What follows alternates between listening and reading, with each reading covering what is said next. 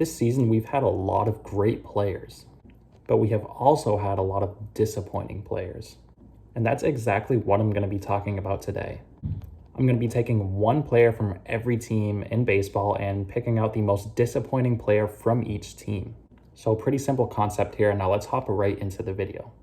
First off, let's start with the Arizona Diamondbacks. Now the most disappointing player from the D-backs this year has to be Zach Gallen. Gallen right now is 25 years old in his fourth season, and he's never had an ERA below 3 prior to this season. Now this season, in 56 2/3 innings pitched, Gallen is 1-5, has 4.61 earned run average and 69 punch-outs. And a lot of people around baseball, including myself, were predicting Gallen to have a huge breakout season, and I honestly had him as a potential Cy Young candidate. But I was dead wrong with that prediction. Gallen has been atrocious this year, and maybe he's been dealing with some injuries and he'll get healthy and improve as the season goes on, but this year he is no doubt the most disappointing player on the D-backs. Next up, we have the Atlanta Braves, and the most disappointing player from Atlanta has to be Marcell Ozuna. Now in this video, I'm typically not going to be picking on guys that are injured or who haven't played this much this year, but Ozuna is an exception. A couple months back, Ozuna was arrested on domestic violence charges, and when he was playing, he wasn't doing the best. He was hitting .213 with 7 home runs and 26 driven in, which is a far cry from what he's played like in the past. And you put that together with the domestic violence allegations, the fact that he's not going to play the rest of this year, he's been a huge letdown for the Braves. Next up, we have the Baltimore Orioles, and the most disappointing player in the Orioles, in my opinion, has to be Anthony Santander. Santander, the past couple seasons, has looked like one of the better offensive players in this lineup, but this year he's been anything but that. He's hitting .223 with 6 home runs and 26 driven in, and he has a negative .4 WAR. Now, I know this is a disappointing season for Santander, but not an awful season, I guess. But it was just hard for me to find a real huge disappointment for the Orioles this year, so I just chose Santander because out of all the players, he seemed to be having the worst year. So Santander, most disappointing player for the Orioles, in my opinion. Next up, we have the Boston Red Sox, and the most disappointing player has to be Eduardo Rodriguez. Rodriguez has been a very good pitcher for the Red Sox in the past. He had an ERA under 4 in 2018 and 2019. But this year, he has been way worse than he has in the past. It's by far his worst season in the big leagues. So far, 99 2/3 innings pitched this year, Rodriguez has a 5.6 earned run average. And one reason why I think Rodriguez could be struggling so much this year is because he did have COVID a couple months back, and there have been a couple other players along with Rodriguez who have really just struggled ever since recovering from COVID, really maybe not even recovered from it. Next up, we have the Chicago White Sox, and the most disappointing player has to be Dallas Keuchel. Keuchel was a legit Cy Young candidate last year for the White Sox. In 2020, he had a 1.99 earned run average. But this year, he's been far from the 2020 version of himself. He is not pitching that well, as he has a 4.51 earned run average, and the White Sox overall were just expecting a lot more from him. Next up, we have the Chicago Cubs, and the most disappointing player, in my opinion, has to be Ian Happ. Ian Happ has never been the best contact hitter in the world, but he never hit below .230 prior to this season. This year, a lot of people were expecting him to break out as he's in his age 26 season entering his prime, but he's been anything but that. So far this year, he's hitting .180 with 10 home runs and 26 driven in, and the Cubs were just overall expecting a lot more from him. Next up, we have the Cincinnati Reds, and this was a toss-up here. I could have gone with Eugenio Suarez or Luis Castillo, but I'm going to go with Amir Garrett. Now, I say Amir Garrett because there really hasn't been a replacement for him, because he was expected to be the closer heading into the season, but he has a 6.68 earned run average. And why I didn't pick Suarez or Castillo is because they've had replacements for those guys. There's been other offensive players that have stepped up in Suarez's absence, and in the starting rotation, guys like Tyler Mahle and a couple other guys in the rotation there have stepped up for Luis Castillo, and not to mention he's also picked it up a little bit more lately. So when I took that into consideration, I had to go with Amir Garrett. Next up, we have the Cleveland Indians, and I'm going to be going with Triston McKenzie. McKenzie, one of the top prospects in the Indians organization, had a 3.24 ERA last year in his rookie season, and things were heading up into this year. But this year, he has been awful. He's had very bad control issues. He can't throw many strikes. He's been walking a ton of batters. He has a 6.11 ERA, and overall, he's just been a shell of himself. Next up, we have the Colorado Rockies, and while they have been overperforming as a team, they have had one player who has underperformed in my opinion, and that player is Charlie Blackmon. Now, don't get me wrong, Blackmon is not having a very bad season. He's hitting .276 with 6 home runs and 49 driven in.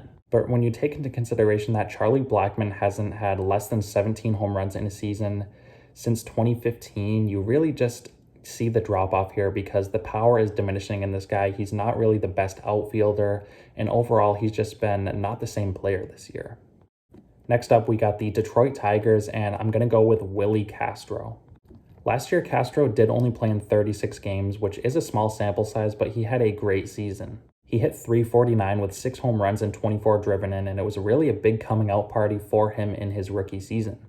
And obviously, things were looking up this year as he had that big year last year, but he has been anything but that as he's hit .214 with 7 home runs and 31 driven in 84 games this year. I was big on this guy heading into the season, but I was dead wrong. He's been just a huge disappointment. Next up, we have the Houston Astros, which was a very tough one in my opinion because literally everyone is playing good for this team right now.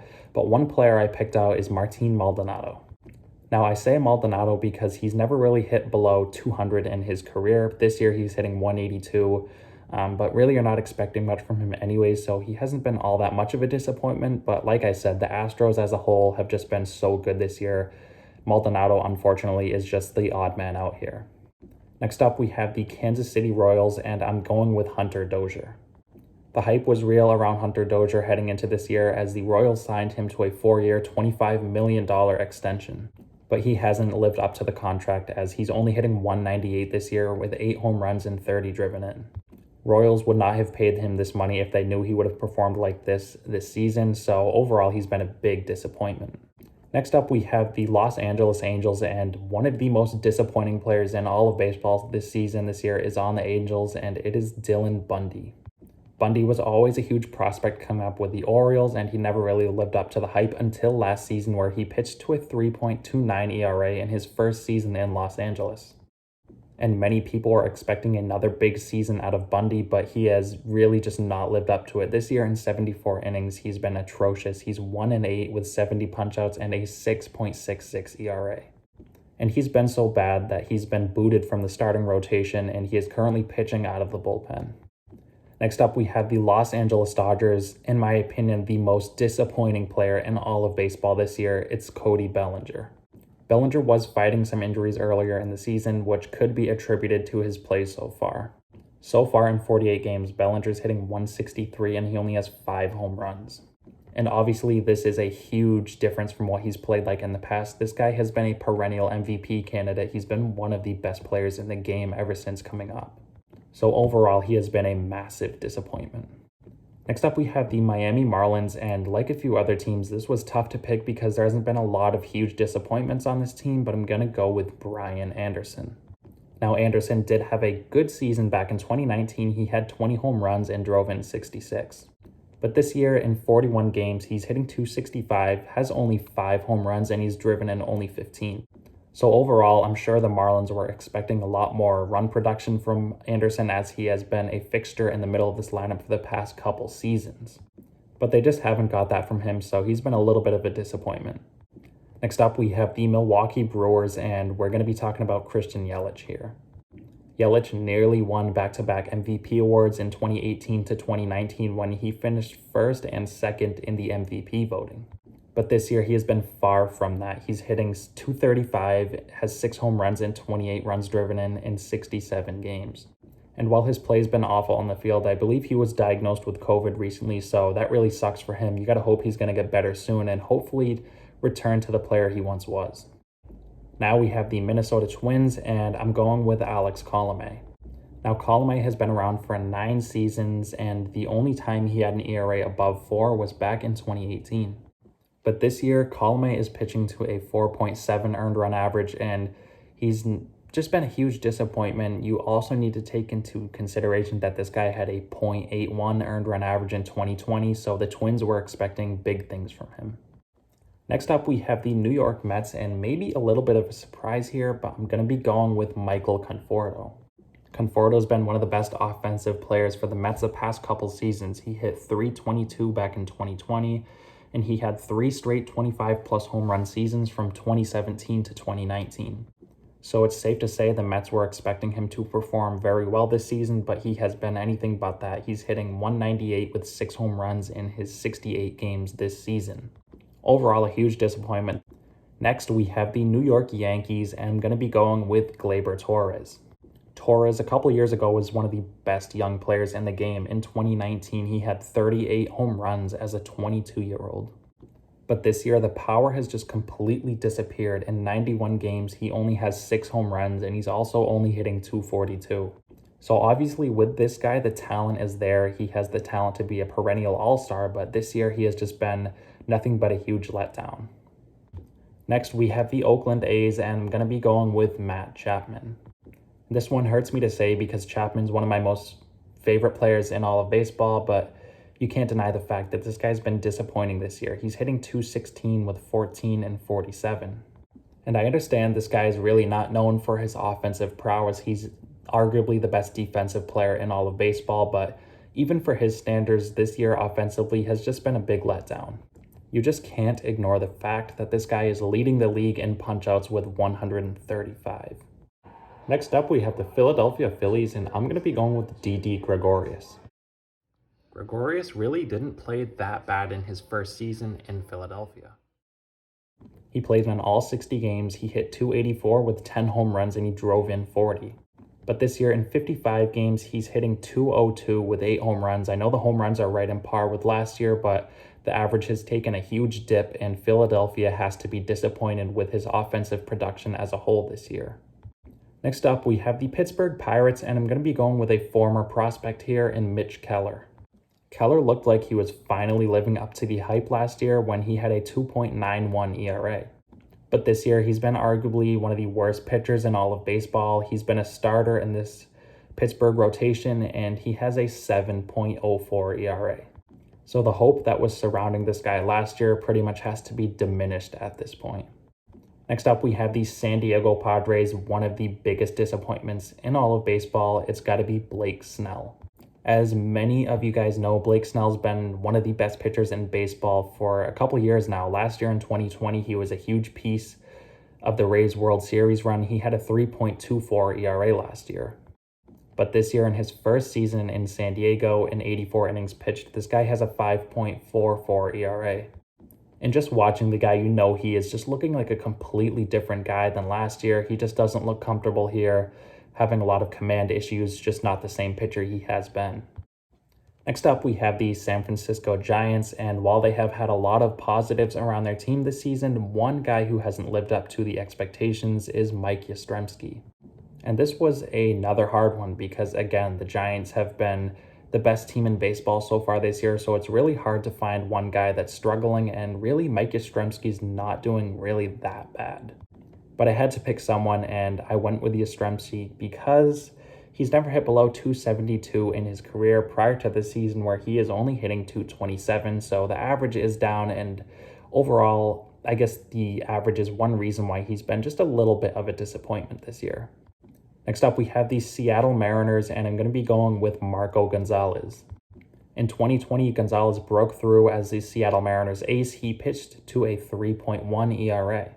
But this year, he's just been a completely different guy out there. He's had a lot of command issues, been off and on the injured list, and when he's been on the field, he hasn't been great as he's been pitching to a 5.48 ERA. Next up, we have the St. Louis Cardinals, and I'm going with Carlos Martinez. Now, Martinez was pretty bad in 2020, but prior to that, he was never really a bad pitcher, so there was some reason for optimism here. But Martinez has looked a lot like the 2020 version of himself. He's pitching to a 6.23 ERA this year, and the Cardinals just have to be disappointed in him. Next up, we have the Tampa Bay Rays, and I'm going to be going with Ryan Yarbrough. Maybe as the season goes on, Yarbrough will put things together a little bit. He's been just off and on this year, and the Rays were expecting a much more consistent version of Yarbrough. Next, we have the Texas Rangers, and I'm going with Mike Foltynewicz. Foltynewicz has been a pretty bad pitcher the past couple seasons, but he was really a good pitcher early on in his career, and this is his first season with Texas, so maybe they were thinking a change of scenery would bring him back to his old form. but they were dead wrong about that. This year, Fultonevich is 2-10 with a 6.11 ERA, and he just looks like he's completely lost out there at this point. Next up, we have the Toronto Blue Jays, and I am going to go with Lourdes Gurriel Jr. Now, Gurriel hit 11 home runs last year, and he currently has 11 home runs this year, but the difference between last year and this year is that Gurriel only played in 57 games, whereas this year, it took him 91 games to match last year's home run total. And Gurriel really isn't having an awful season. He's hitting .260 and has 42 runs driven in to go along with those 11 home runs, but like I said, this was tough to pick. Gurriel just seems to be the odd man out here.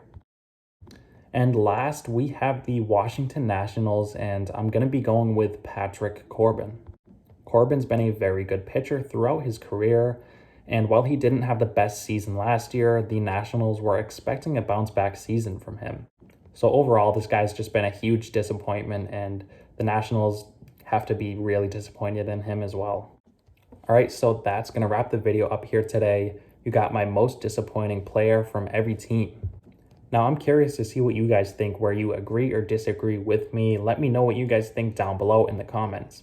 And as always, if you guys enjoy the content, hit that subscribe button. I'm going to be posting a lot more baseball content coming soon. And as always, I want to wrap this up by saying thank you so much for watching. I really do appreciate you guys with the continued support you've given me. It really motivates me to continue to post. So I want to thank you guys again just so much for watching, and I'll see you next time.